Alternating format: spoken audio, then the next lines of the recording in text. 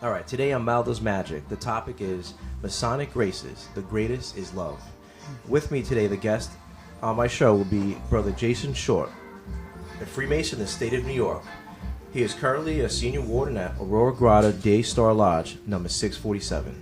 He's captain of the guard in the Knights of the Rose Croix, Valley of New York City, and master of the first veil within the Royal Lodge, Nassau Chapter 109.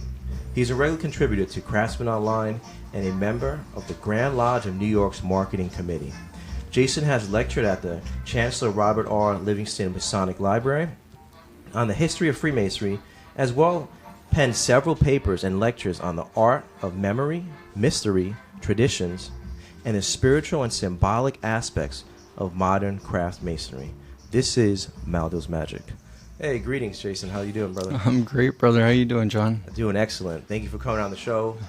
Means a lot to me, for you to be here and support what we're trying to do within masonry in New York, and just diving onto some deeper topics. So, yeah, the floor is yours. You could tell the viewers about yourself. Sure. Well, I'm really grateful for the invitation to be here. A little about myself. I grew up one of 4 siblings in Colorado, northern Colorado. I was the second oldest. I was raised in an Episcopalian household, so we were going to church every Sunday, and from a really early age had always had a intimate connection with something greater than myself. By the time I was about 13, when it came apart for me to be confirmed into my faith in the church, I was already a little too inquisitive, I guess you could say, or I had started to realize that what we were learning in my Sunday school wasn't really meshing with what my understanding was thirsty for. Okay. And so I chose not to be confirmed, and this was a huge thing from my parents and friends of our family. I had a lot of pressure. Like, you realize we're going to throw a party for you. You realize, like, this is a big deal. It's a rite of passage. But I think it broke down to my decision. We were examining Exodus, and I just had a couple of questions for the pastor that they just couldn't answer. And there was a very exoteric presentation of everything. And of course, for a 14-year-old, or 13-year-old, what are you going to do to try to explain? So I had made up my mind to leave the church and start kind of pursuing my own path, which for a few years as a teenager was great. I started to find myself in Buddhism. I was really inspired by Buddha. But then I also started to find myself really inspired by my own passions and alcohol and marijuana. And by the time I was in my 20s, my life had started to lose connection with that intimate source of divinity that I had a relationship with when I was really young. And for years, I really struggled mentally. I wrestled with my passions. It all kind of culminated with me being homeless in Brooklyn for the summer of 2010. Burnt every bridge with my friends. Was burning the bridges with my family.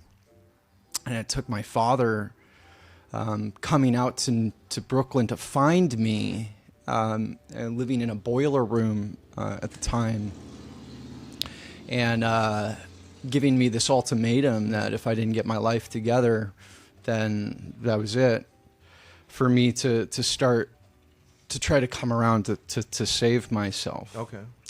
I wound up finding through the good graces of the grand architect of the universe, I found myself in Greenpoint, New York. My father, part of the ultimatum was he paid for like 6 months of rent. Yeah. In the first apartment that we could find, which happened to be right across the street from the stages of a film studio. Okay.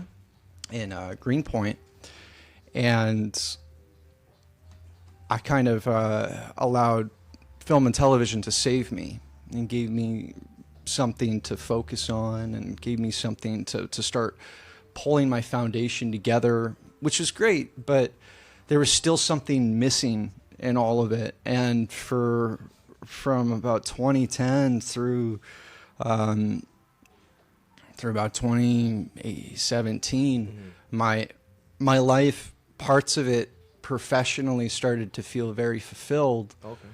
But a huge portion of it was suffering. And I ended up being married very young and wound up separating from my life. Was alcoholic, still largely dependent on drugs. And after the bottom fell out, wound up in pretty intensive therapy for a few years, where I had rediscovered what was missing. And what was missing was this foundation stone, was this cornerstone of spirituality. What was missing was my realization of love in my life. And though I started to embrace psychologically kind of what that meant, or what I might have wanted, I still wasn't fully integrated into what that actually was. But it's interesting, once you get tuned on to something, you start to realize the signs. Yeah. You start to accept and invite certain energies into your life. And struggling through this and still trying to find that cornerstone, to find that keystone to place in to that missing piece in my life. During COVID, I went on a road trip across the Midwest and had all of my family afraid that, oh, Jason's, falling apart again. Was sleeping in a hammock in somebody's backyard in Chicago, and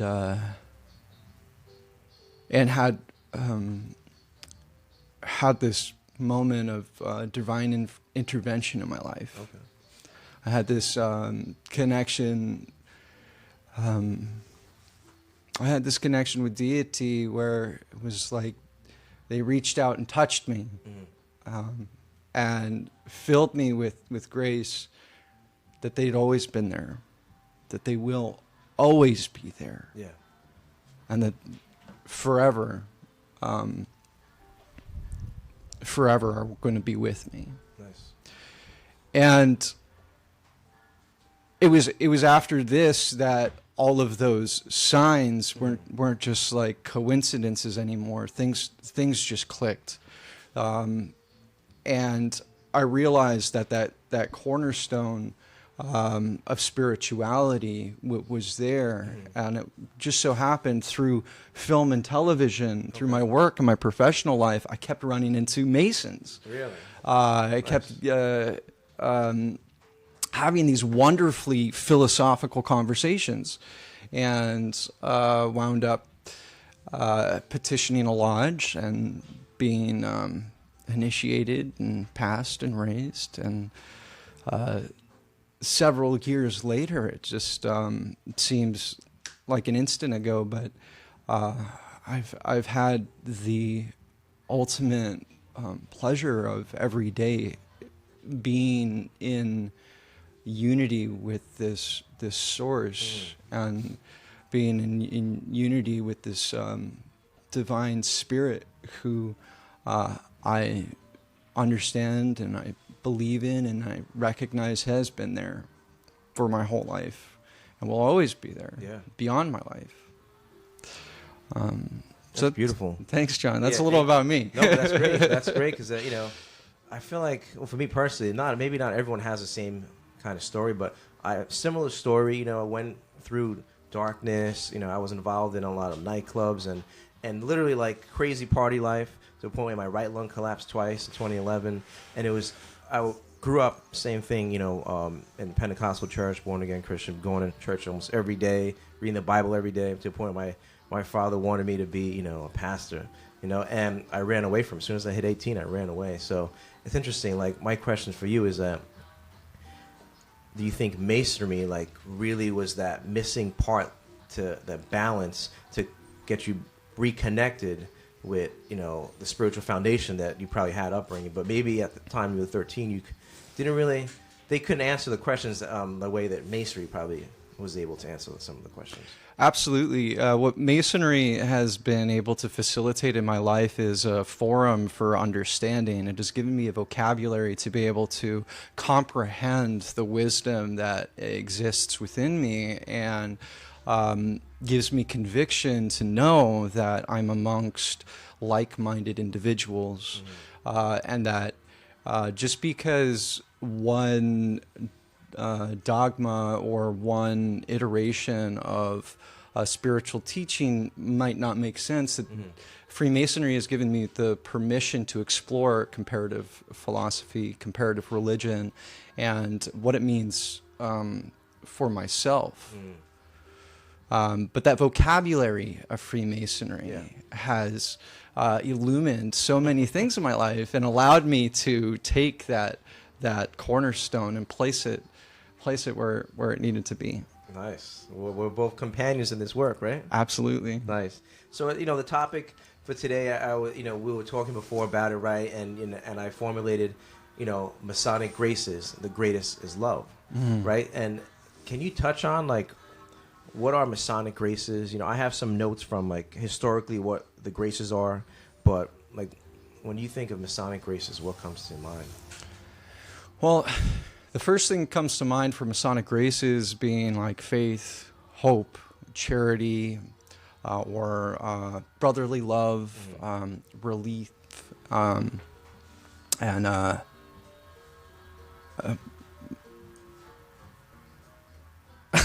sorry, brotherly love, relief, and truth. Thank you.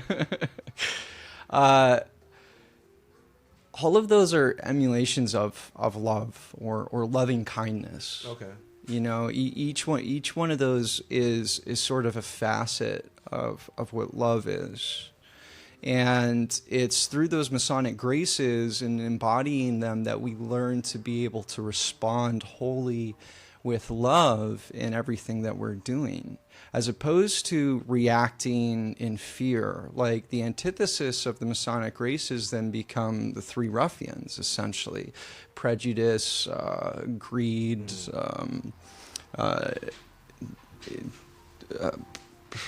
ignorance. These are forces that kill our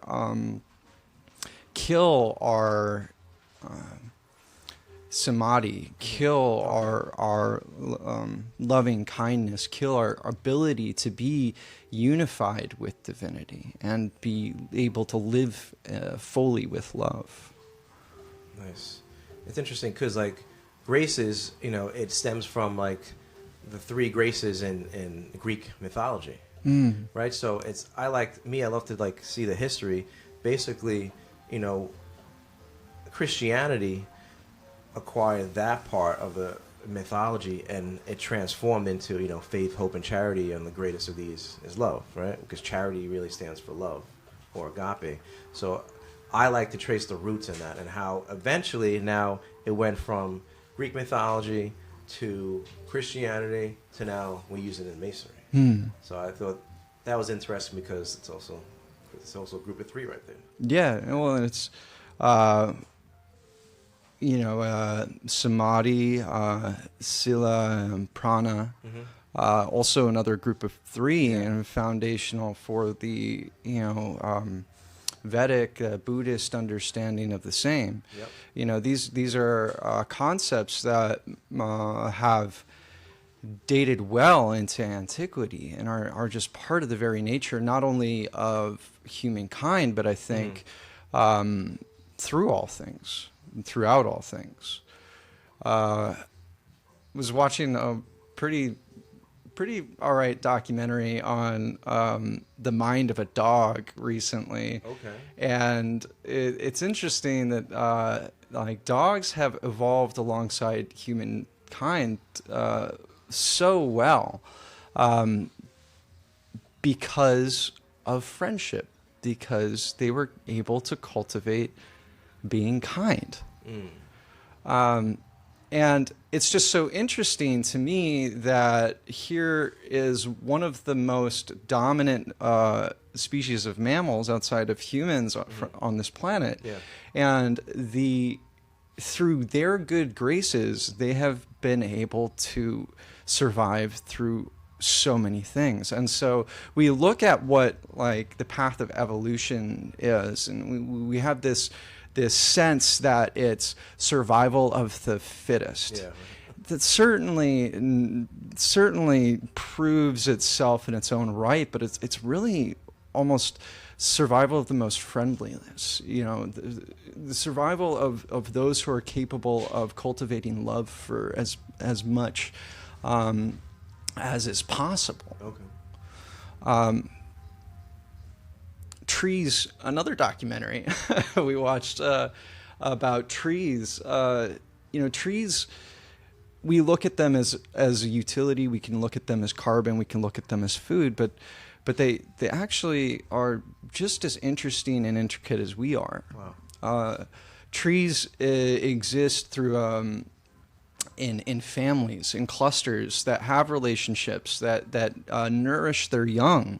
They form friendships and bonds through a fungal network, a mycelium network. Really? Beneath the ground. Yeah, and which a tree who is suffering in a cluster of trees sends out a signal that it's weak, and the community around it send that tree nourishment. Wow. Send that tree energy and allow to support that tree to grow and sustain itself. And through doing that, then the cluster itself becomes more enabled to survive. It's more able to participate in photosynthesis. It's more also enabled to contribute to the benefit and the nourishment of the whole. Humans, we're very interesting, I think, because what allows us the ability to survive isn't necessarily the fitness of an individual, but it's the collective well-being of our society. It's through each other's love. It's through loving kindness that we've been able to overcome so many things. And I think that the most beautiful emanation of humanity is when we are dwelling together in unity, when we are practicing the three... Yeah.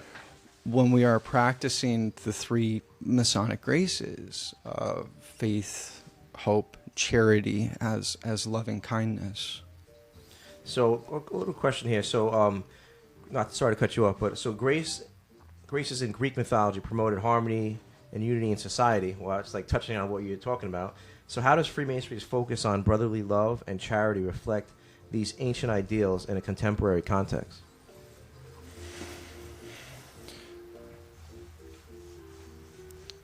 I think with Freemasonry, what's really amazing is when we're brought into a lodge, we're being like hewn from, we're cut from the quarry of man. We're taking civilization and allowing ourselves to depart from this construct, to participate in a higher form of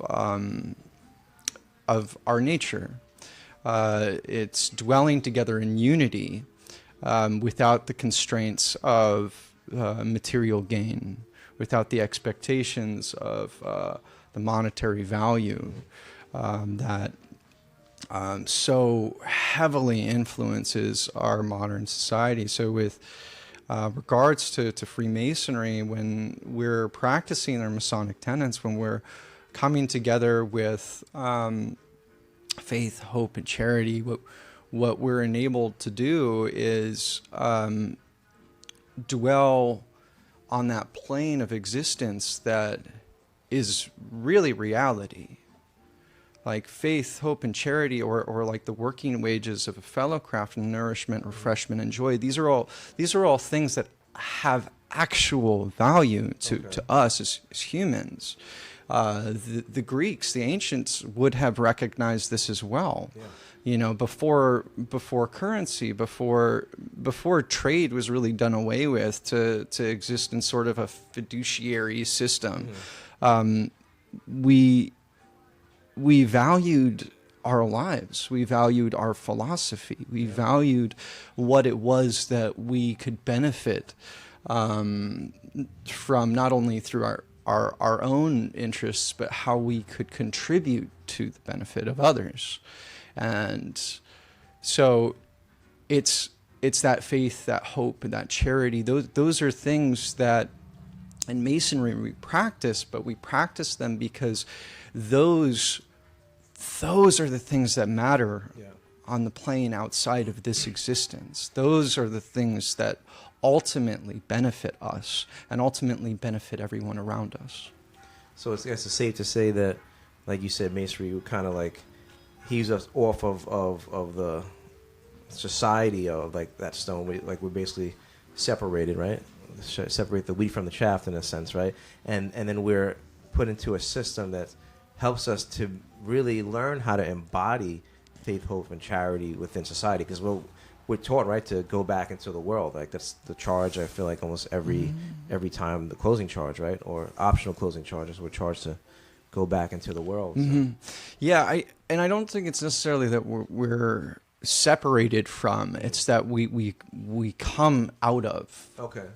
Oh, okay. All right. You know, we're all still members of the human family. Yeah. Like, you know, we're all one common tribe together. So like a separate idea is maybe the wrong kind of way of viewing it, so much as we ourselves are working on the material that we are, so that we can be better enabled to contribute to like the foundation of our society. Okay. I mean, you touch on something too that I'm really, really keen on is going back out into the world. Like we do practice our graces amongst brethren, and it's a wonderful thing. I mean, it's the foundation of brotherly love. It's like one of the best parts of what we provide in Freemasonry amongst our members. But as workmen in this wonderful craft, we're really charged to bring that to the world around us. Like if for every one Mason we were able to go out into the world and positively affect 10 other people's lives, 100 other people's lives, who for them, whether or not our affiliation with fraternity is important or not is like totally besides the point. You know, what we are doing is building this better foundation where we see the values of the things that actually provide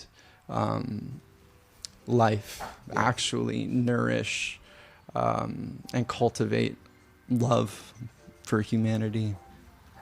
Nice. So I want to transition to now within like Christian scripture, right? So in Christian theology, it transformed the three graces into faith, hope, and love, right?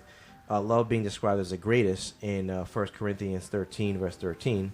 So the question is, how has this Christian perspective influenced the teachings of Freemasonry, especially when it comes to the centrality of love?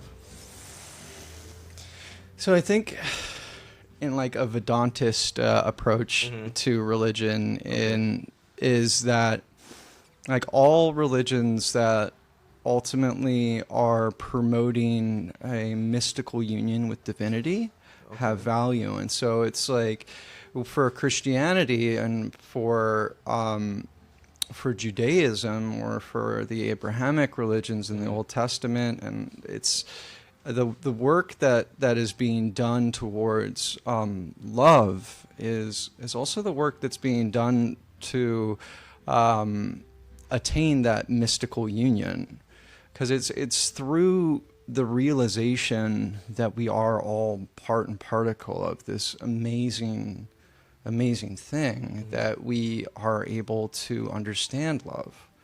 It's through the grace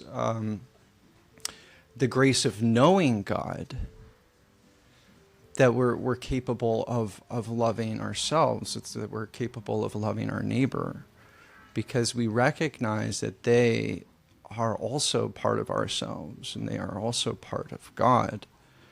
So I think when we talk about love in the profane sense, in the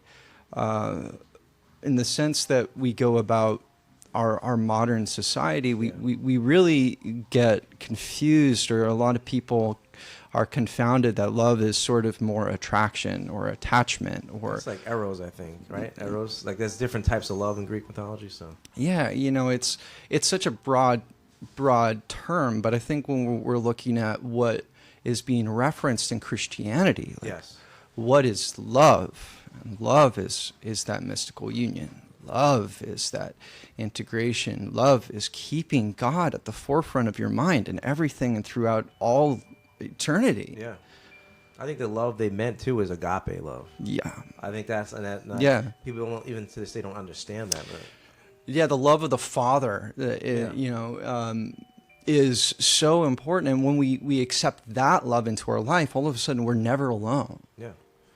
All of a sudden everybody is part of us, and we're part of this larger human family, this larger tribe that doesn't just end with humanity, but extends and persists through all things. Yeah. When we can appreciate agape love, and we appreciate that here is an emulation of divine spirit, we are in the mind of the Creator, then everything has meaning and substance and purpose and is special. And so I really do think when we look at religion, when we look at even individual like occult practices, it's just like the most powerful thing.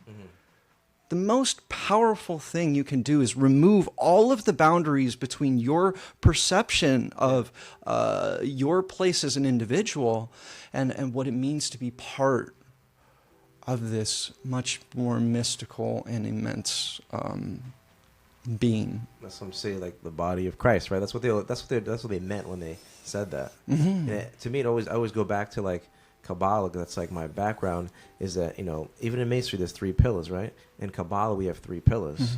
We have the pillar of severity, the pillar of mercy, but in the middle we have the pillar of beauty.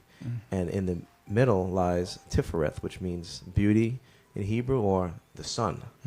So, and basically it goes back to the scriptures, because Jesus said you can't see the Father without looking through him, and if you look through the sun, the middle pillar leads to Kether, the crown, which means like the All-Father.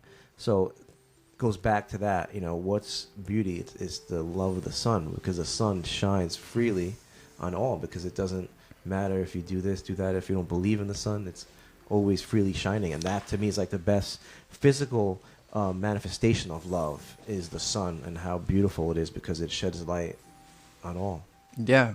What I love in Tiferet, like it's the heart too. Yeah. And Shri. That's why I say the solar plexus. Yeah. Shri Krishna is. He too is an avatar of the sun of God and Vishnu the Almighty, the same as like Buddha in a sense, and the same as Jesus Christ in essence, is being able to be this avatar of the eternal, and to find the love through them. But I love the symbol of a burning heart. I love the symbol of the burning heart. The Sacred Heart, or is it different than the well, Sacred Heart and the Burning Heart? for me, and I think when I think of the burning heart, I think when Shri Krishna dies, he's cremated, and his mortal body is turned to ash. Okay. But his heart remains burning, and is still burning through today. Wow. It's like when we think of the corporal sense of being, at death, when we lose our foundation, our glory, our victory, severance. We lose our wisdom, our understanding. In the corporal sense, what is left is still this beauty, this loving kindness, this burning heart that we've affected. Okay, I see. Like that love is such a powerful thing that I think that is really what persists. That is really literally the heart of our reason for being here. The heart of Jesus' being here was to awaken people to the kingdom of God. Awaken people to the power of love, the miracle of joy. I think it's even too.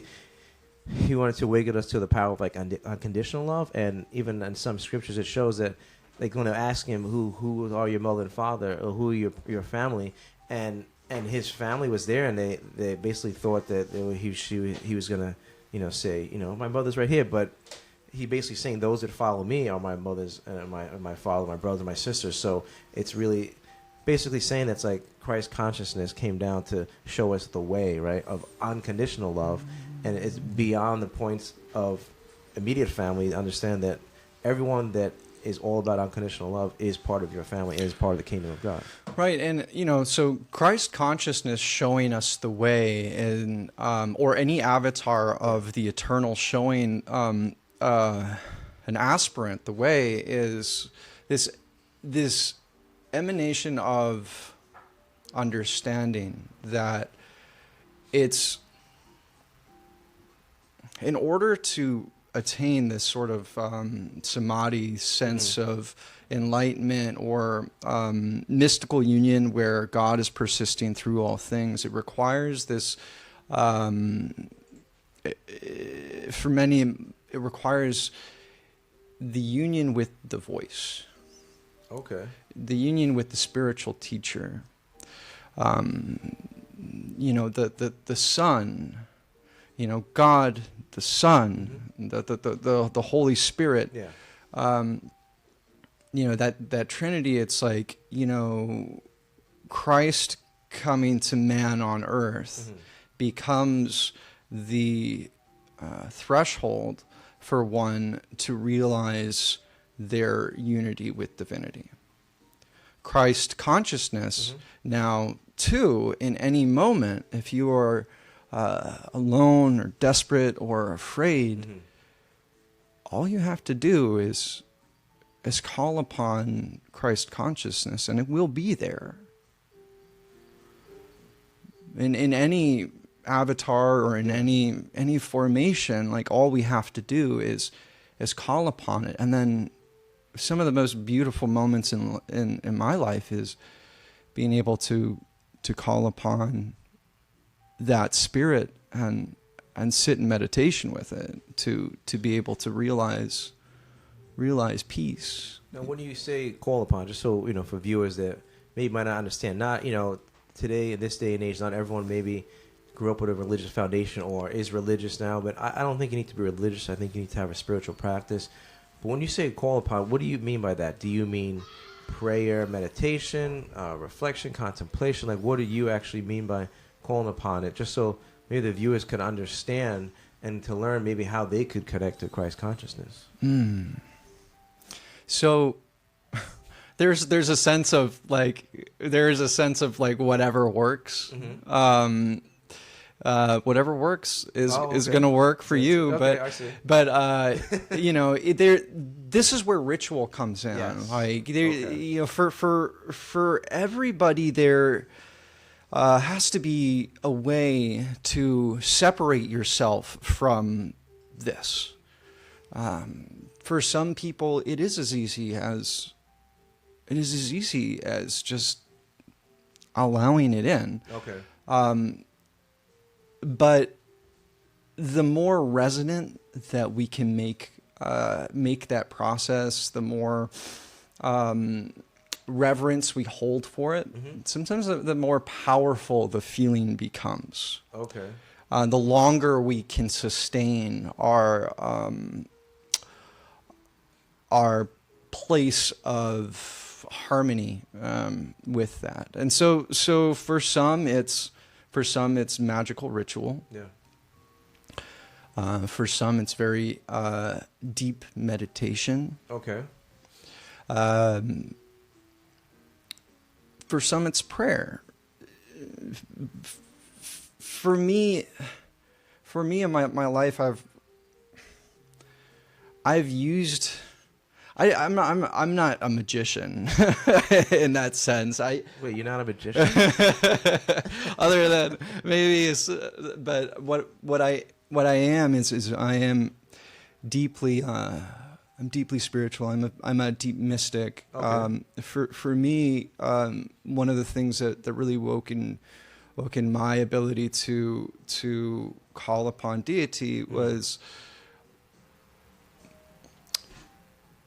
So there's a part in the Sermon on the Mount where we're talking about where Jesus is talking about like those who go down to the street corner to pray for outwardly, right? Outwardly, Yes. They will receive like outward recognition, but that's not necessarily doing anything for you in here. No. It's those who are able to go into a dark room. Yes. Who are able to call upon me and call upon Jesus in private. Yes.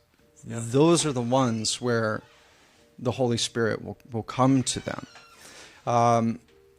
My practice has been learning to separate all of the veils and the clutters, not to overcomplicate that. Okay. Because God is for all of us there all of the time. Yep. Through the great Spirit that is, we are able to access divinity always. I think that in ritual, in prayer, we're asking and we're showing our gratitude towards. Prayer is our ability to give love, to receive love. Magical ritual is very much the same. I mean, you have the left-hand path of your will be done, and you have the right-hand path of the will to be done. And then you have the middle path of beauty. And then you have the middle path of beauty, which is the balance through all things. But for me, it's just kind of my ritual practice, my state of being with it is just finding an unobstructed path and allowing the knock, seek, and ask. For me, has always ever now much more so ever been the way to my mystical union with divinity. Would you say, is it safe to say, consistency? Like for me, it's been consistency, meaning through different various Rosicrucian and Martinist philosophies I've learned along the way. It's been more disciplined, like doing this. I think for me personally, sorry to cut you off, but I think I like structure. So I think some people need a structured way. So where I would have, certain scriptures, Psalms 51, facing east, say it, and that's like purifies you. Psalms 118 connects you, and just consistently doing it every morning with my prayers and meditations is just as a way to, I think it's a way to purify you to do the work of the Lord, I guess. Yeah. Consistency is important. And again, it goes back to like whatever works. Like if your intention is that, and having ritual and routine is very important, I think, for all of us. Yeah. And be it mindful meditation, be it ritual, it is important. There's a gateway that we go through once we start to get into that mystical sense. If you're going to transcend and you want to travel that path upward, like in shamanism, it's like you have a point of entry into the higher and the lower realms, and the middle realm. For Freemasons, it's like being at the entrance to the porch of King Solomon's temple. Okay.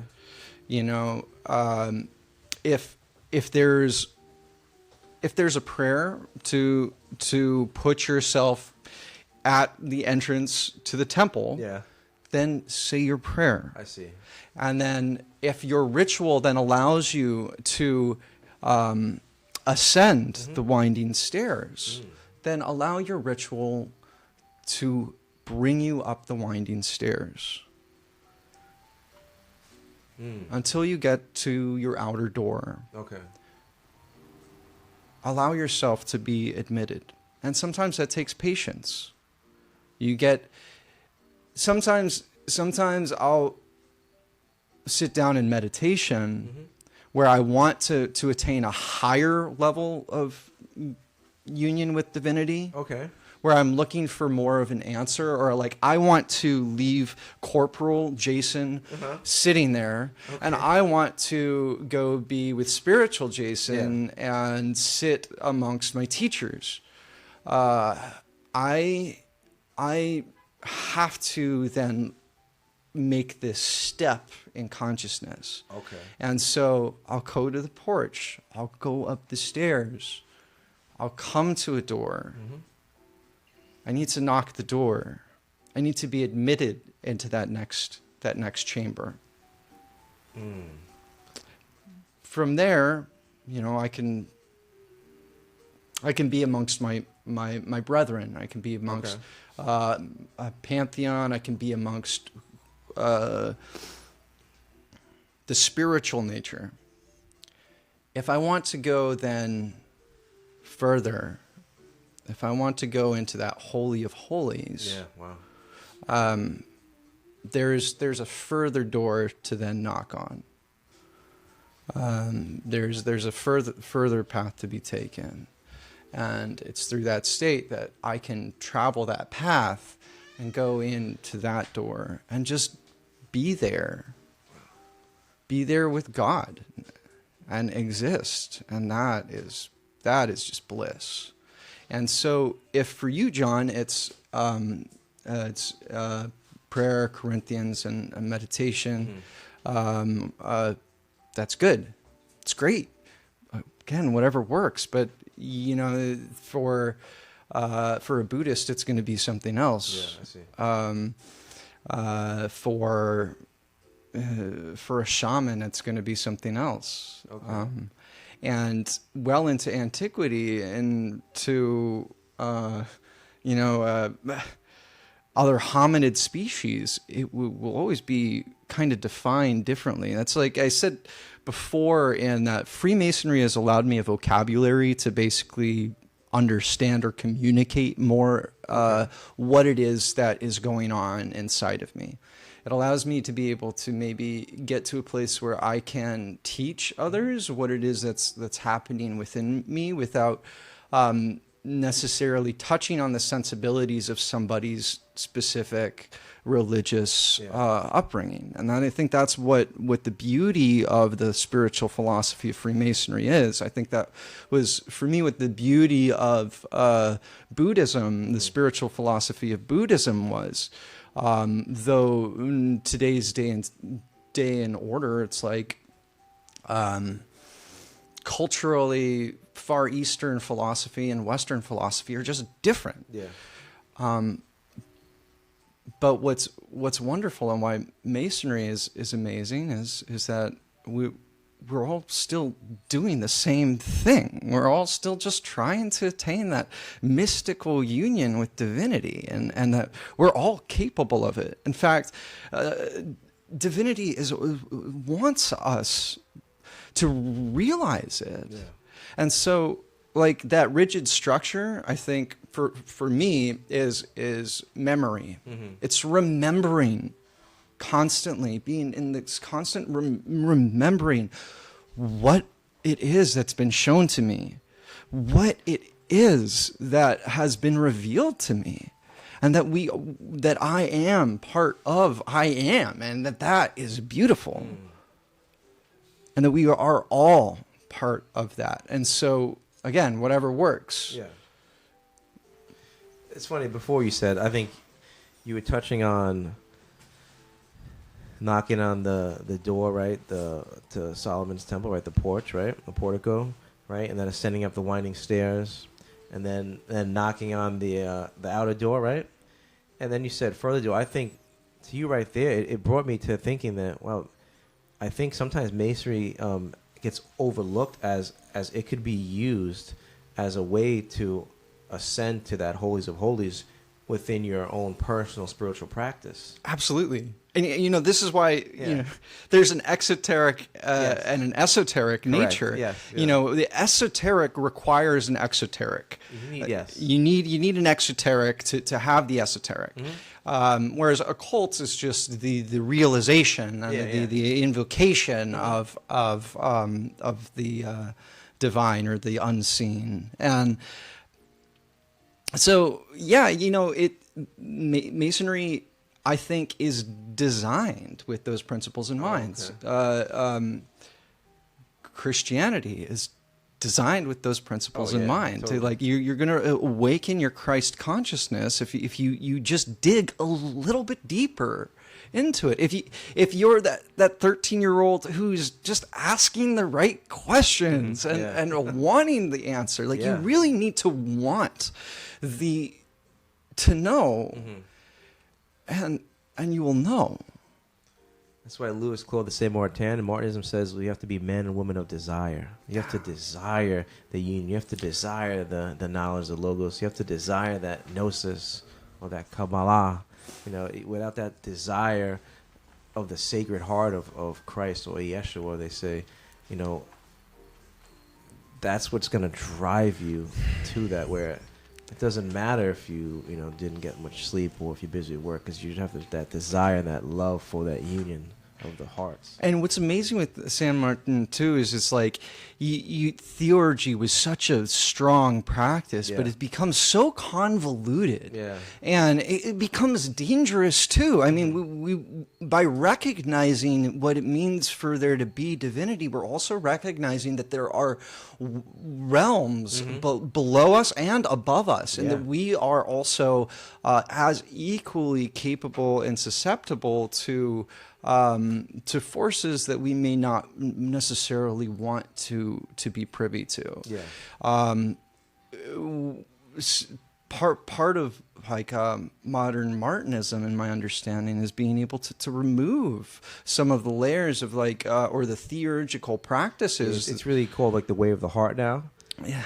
So sorry to cut you off, but to some, I'm into high magic, so to some, but I think the problem is that not everyone is mentally sometimes ready to embark on those. Israeli Rigardi said you need to do therapy before you get into high magic, because it's going to start to. It's like you're basically working to bring all the karma in this lifetime, so you don't have to keep reincarnating. So you have to be strong, have enough fortitude, right, and temperance and prudence to be able to handle all these things. You're literally invoking energies to bring them to you now, so you could work through them, so you could just evolve to that place of either going somewhere or just coming back and helping those.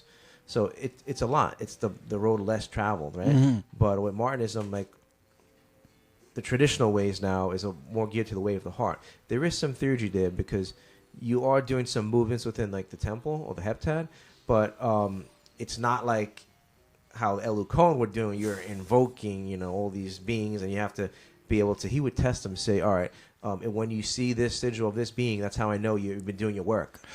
That was crazy, but they didn't have any distractions back then. But like you said, it's dangerous. So yes, the way of the heart is a simpler way. I feel like for the general public, and you know, for those that are just getting into it, and just to do it as a safe way. Yeah, well, and or a simplistic way. So, right? I think that a really wonderful. So I've been looking with Freemasonry, and so just for entered apprentices alone, I think it's really, really fundamental. We're actually teaching meditation, and we're teaching the art and science of memory. Okay. And being able to combine those two things, one with memory on the exoteric sense, you're enabled to start to remember more of what's being inculcated to you. Okay. And the esoteric sense is you're going to be able to now be better enabled eventually to understand your unity with divinity. To coming back from a mystical state and coming back from a trance. It's like coming back from a dream, because you know we don't have a material motor function at play. We're just in our mind. We're in our heart. We're in our consciousness. And so sometimes when you get handed a mystical symbol, or you're presented with a really impressive teaching, it's easy to then the next day or throughout a week or two just kind of like forget about it, because it just seems so not real. Yeah, I see what you're saying. But in the mystical, the esoteric sense of memory, it's like practicing the art of reminding yourself that this is something that really happened, and allow it to be. Now with meditation, for me, the point within the circle, what a wonderful way to practice generating a strength around your mental imagery. Okay. You know, meditating on the point within the circle, meditating on the square and the compass, starting to train your mind and to clearing yourself to be able to receive information is very important. And of course, I mean, the working tools, like learning to balance your time, like these are all things that will allow you to then, okay, like 20 minutes at the beginning of your day, I'm going to wake up 20 minutes earlier so that I can meditate. Yep. I'm going to make that time, you know, at my lunch break to sit in contemplation, clear my mind, to find mindfulness. You start to learn to balance your time so that you not just for what's exoterically being presented, but also for what you mystically need in order to cultivate your relationship with divinity. Yeah, it's incredible, because you mentioned point within the circle, and it's interesting because, you know, for those viewers that are, you know, brothers that understand how the lodge is laid out, you know, and we would know that point within the circle, you know, where that point's at, right?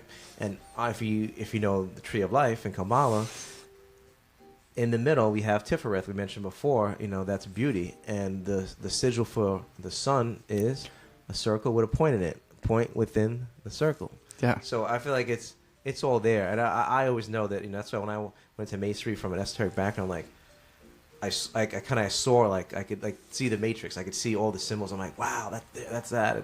So I think I find that beautiful, because it's always around. But using the square and compass, I like that, to take that into a meditative practice as well. Yeah, absolutely. I mean, the more we are able to reflect on the symbols that are presented to us, the more we can start to also then contemplate what their meaning or their significance is. But in order to do like path working, or in order to go on a shamanic journey, or to really engross yourself in meditation and do any sort of higher work, we also have to then be exercising that mental faculty. Yes. And again, it's like that for Freemasons, people who decide to make that part of their life. That's one of our first teachings, and it's such an esoteric part of the craft. And like so many people just go right over top of it, don't even realize it, but right. It's all right there. It is. You know. It is, and that goes to the next question. And I won't go too long. I think we're probably over a little hour here now, right? So I'll have maybe a couple more questions, then we can wrap it up. And I don't want to keep you. I know it's a beautiful Sunday. So the next one was symbolism and rituals. So Freemasonry uses various symbols like the compass and the square, right, to represent the importance of balance and integrity in life. How do these symbols connect with the Masonic teaching of love, and how is this love put into practice? So I think that the symbology behind the working tools, it all like rectitude of conduct, acting upon the square, being on the level. These are all also concepts that are observed in other mystical teachings, like the Eightfold Path, right understanding, right intention, right speech, right action, right livelihood, right effort, right mindfulness, right concentration. Those are all right. So those are like the Eightfold Path of achieving samadhi and through Buddhism, like that like that's all right. So like the square, like what does that represent? The right angle. What does righteousness represent? You know, in Jesus' Sermon on the Mount, the Beatitudes at the beginning. The righteous will attain the kingdom of heaven. You know, it's like the thing I remind myself of frequently too, though, is like this is. We use the word right, but that's not the word. That's not necessarily the word that they were using. The ancients were using. So then, what symbolically is that representing? And like when we look at the plane of existence, and you take a square, there are fundamentals that a square represents. Yeah, right. 3 parts by 4 parts will yield a diagonal of 5 parts. That is what it is. That is a fact. Okay. 4, and I heard a famous Mason say 4 squares equals what? 360 degrees, right? So love is a fact of life, by embracing, putting love into everything you do and acting correctly, especially when we look at humans again, like we're social beings. We rely on a social order. We rely on each other for survival. Like we're not so gifted as other species on this planet where we come out of the womb and we're able to just stand up and be on our own start flying around or spin a beautiful web. Like we rely on the care of our mother or the teachings of our mothers and our fathers to allow us to grow.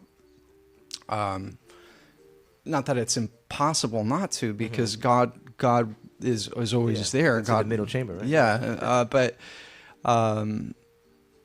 it's through those acts of love. It's through the morality. It's through correct conduct that we're enabled to dwell together. I mean, we could have a whole conversation on. Okay, so last question to close it out, and then I'll let you have open the floor if you have any final remarks. So last one is, as Freemasonry continues to evolve, how do you see the principle of love continuing to shape the craft in the future? Do you believe it will take on new forms, or will it remain rooted in its traditional understanding? Will Freemasonry take on new forms, or will love take on new forms? So how do you see the principle of love continuing to shape the craft of the future? So the principle of love, what we've been talking about, right? How it's going to continue to shape the craft in the future. And do you believe it will take on new forms, or will remain rooted in its traditional understanding?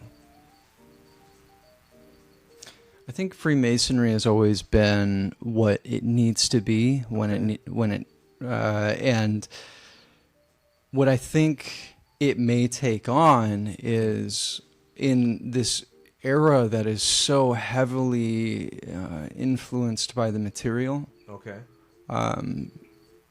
The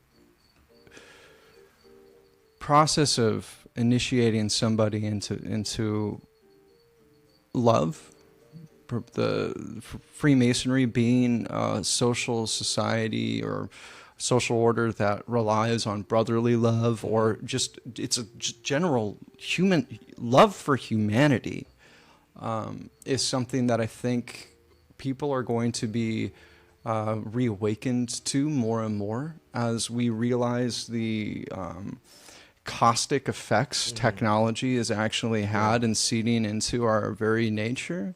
It is now a time for renaissance and renewal of love. Yes.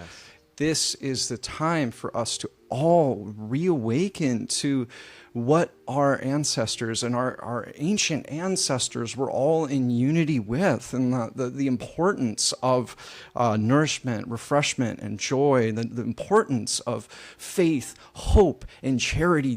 Those are the things that matter.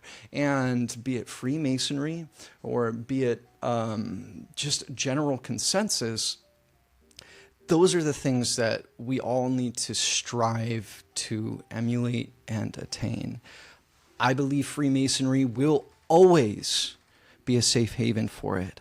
And that part of its very fundamental nature is standing firm in its representation of morality in those good graces.